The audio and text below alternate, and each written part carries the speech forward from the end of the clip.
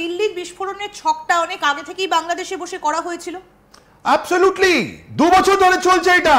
ওরা একটা লুকোনো ছিল ওদের হিজবুত তাহরিরের। আপনি যদি রিক্রুটমেন্ট প্যাটার্ন দেখেন, ওর মধ্যে আছে রিটায়ার্ড আর্মি অফিসার যারা আছেন জনাব করিম ভুঁইয়া। এই দেখুন, আপনি স্বরাষ্ট্র সচিবকে দেখালেন, উনি আছেন।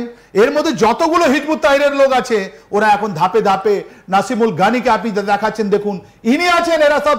এরা সব বানিয়েছে, আর এরা এত টাকা আর এত নিয়ে। বিষয় হচ্ছে এদের সবাইকে পাকিস্তান শেল্টার দিচ্ছে। এবার পাকিস্তান শেল্টার দিতে পারে না এখন।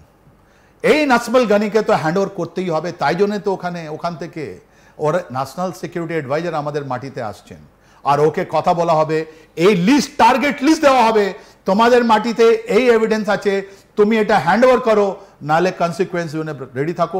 আমি আপনাদের মাধ্যমে 17 কোটি বাংলাদেশি ভাই বোনকে বলতে চাই কি তোমাদের জন্য এই যে দেখুন 10-12 জন যারা আছেন উপদেষ্টা কমিটিতে আছেন, এরা এরকম লোক যাদেরকে ওরা অ্যাপয়েন্ট করেছে, এরা এই সব জিনিস পয়সা নিয়ে খেল করলো, এখন পালিয়ে যাচ্ছে। তার জন্য ডিস্ট্রাকশন কে আনবে? এরাই আনবে। তাই জন্য এই যে 6-7 জন, 8 জন, 10 জন যারা লোক আছেন, এই ন্যাশনাল সিকিউরিটি খলিলুর রহমানকে বলা হবে, ভাই ডোভাল সাহেব कि भाई এই যে মোহাম্মদ আজাদ আছে, এই চৌধুরী আছে হিজবুত তাহরিরের, বা জেএমবি জামাতুল মুজাহিদিন বাংলাদেশ আছে, বা এএসবিটি আছে, ওদেরকে তুমি দে দো हमको, আমরা ওটা করব, রাইট?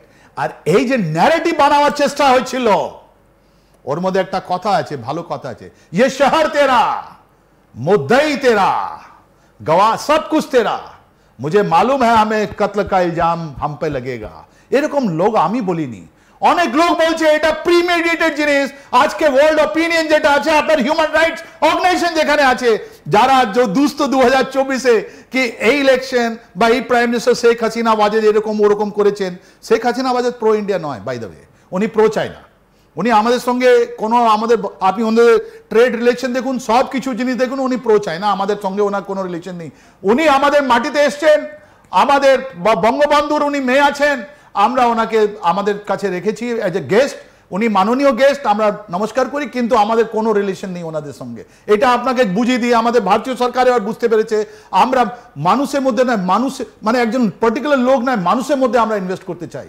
তাহলে এই যে ভার্ডিক্ট যেটা দিয়েছে, এই ভার্ডিক্টের মধ্যে তো সব কিছু আগে থেকেই জানা ছিল। যেরকম আমাদের সিনেমাগুলো ফ্লপ হয়ে যায়, এই ভার্ডিক্ট আপনার ফ্লপ হয়ে গেছে। ইনি তুলতে পারছে না। এনসিপি আজকে কোথায়? জামাত ইসলাম বাংলাদেশ কোথায়? 0-0-0। এরা পাইবে না। এখন একটাই সংগঠন পাতে পারে, ওটা বিএনপি। বিএনপি যার মাটিতে শেখ রাসাল একটা ছোট ছেলের রক্ত দিয়ে সিঞ্চিত যেটা পার্টি, 15 আগস্ট 1975-এ শেখ মুজিবুর রহমান বাড়িতে একটা ছোট ছেলেকে গুলি করে মেরে দেওয়া হলো, ওর রক্ত দিয়ে তৈরি এটা বিএনপি। ওদেরকে বলে দিয়ে আপনারা নিজে কাইন্ডলি। তাহলে কি এবার এইরকম আরো কিছু একটা ঘটতে চলেছে বাংলাদেশে? ইন্ডিয়ান ভারতের দিক থেকে এখন স্ট্র্যাটেজিটা কি হবে? কারণ আপনি যেটা বলছেন যে একের পর এক প্রমাণ তো ইতিমধ্যে হাতে গরম এসে গেছে। এটা প্রমাণটা আপনার খলিলুর রহমানকে দেওয়া হবে। খলিলুর রহমানকে বলে দেওয়া হবে আমাদের মিসাইল রেডি আছে, হ্যান্ড ওভার করো, এই টাইমে ভারতীয় চায়, না হলে যুদ্ধ করবো আমরা। আর এই মোহাম্মদ ইউনূস এই সপ্তাহে তো বলে দিয়েছে আমরা যুদ্ধ প্রস্তুতিতে আছি। তাহলে লেট যুদ্ধ হোক, লেট বাংলাদেশ মানুষ দেখতে চায়। ওরা দেখবেন কি এরা যারা আছে একটা বেছে বেছে মারা হবে, যারা ভারতীয় আগেস্টে, এরা যা নিজের মাটিতে ঢাকায় বসে যারা প্ল্যানিং করেছিল এই মিসাইল অ্যাটাক হবে, দুটো আপনি মিলিয়ে নিয়ে নিন। এই নাম দেখুন, আপনি আজকে 5 দিন পর আপনি নাম বলতে পেরেছেন। আর কারা কারা পালিয়ে গেছে ইঁদুর, ওদের নাম আপনি বলতে পেরেছেন। কেন? যে ওরা জানতে পেরেছে, আমরা জানতে পেরেছি ওদের নাম, ওদের আইডি, ওদের কথা, ওদের অনেকগুলো জিনিস, ইলেকট্রনিক এভিডেন্স, ফিজিক্যাল এভিডেন্স। এই সাইফুল্লাহ সেফের আপনি কথা বলেন, লস্করে তয়বার, অনেকগুলো লোক যে ওদের মাটিতে এসে বড় বড় কথা বলছে, আমরা বুঝতে পেরেছি কোথায় আছে। Be ready Bangladesh. তাহলে আপনি বলছেন লস্করি তৈবা একেবারে ঘাঁটি কেটে রয়েছে ঢাকাতে? ঢাকায় ওদের কাছে নেই, ওদের কাছে লোক নেই। প্রবলেম এই দেশ কি বাংলাদেশের লোক যারা আছেন, যারা পড়ুয়া লোক, ওদের মেগা অনেক বেশি আছে। ওরা এসব সন্ত্রাসবাদী জিনিসে ওরা পড়তে চায় না।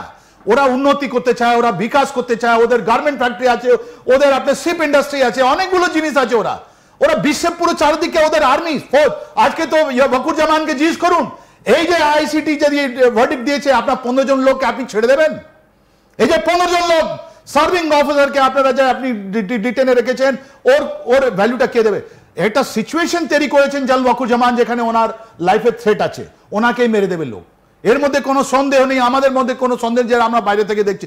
একটা ডিসস্টেবিলাইজ সিচুয়েশন আসবে, এটা তো আপনিও বারবার বলেছেন বন্ধু আমরা চেঞ্জ করতে পারি, কিন্তু প্রতিবেশী কি করে চেঞ্জ করবেন? বাংলাদেশে আমরা কাটাতার দিয়েছি, বাংলাদেশ দেয়নি, ওর খরচাটা ভারত উঠিয়েছে।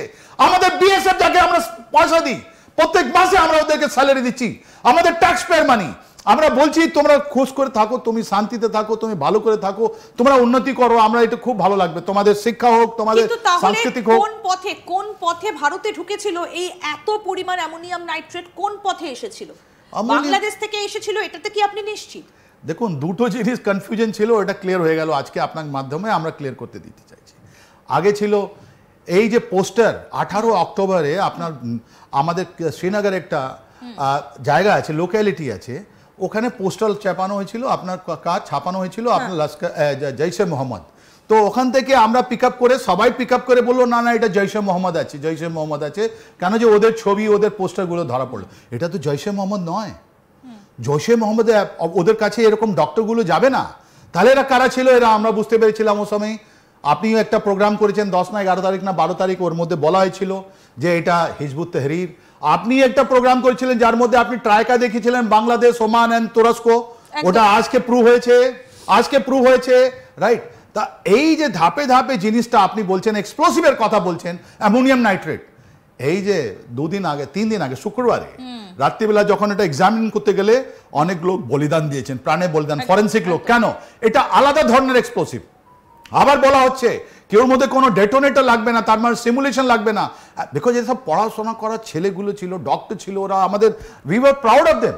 গতকাল একজন লোক বাড়ি বাবা এত ডিসঅ্যাপয়েন্ট হয়েছে, নিজের উপরে পেট্রোল লাগিয়ে নিজে মরে গেছে, বলছে আমার ছেলে আর আমার ভাই এটা সন্ত্রাসবাদী জিনিসের ইনভলভ হবে, এটা আমরা মানছি না।